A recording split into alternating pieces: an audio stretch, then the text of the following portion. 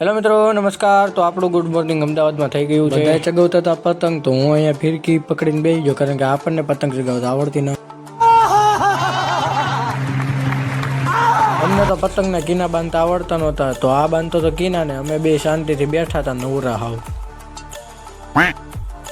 પછી શું પતંગના કીના બંધાઈ જતા ને મેં ચગવી લીધી પતંગ. પછી શું જમીને અમે આવતા રહ્યા ગેમ ઝોનમાં ને મેં આંકી લીધી જી વેગન, કે આમ 150 આવ્યો. ઘરે આવ્યો તો આ બેન વગાડતા હતા પપુડા.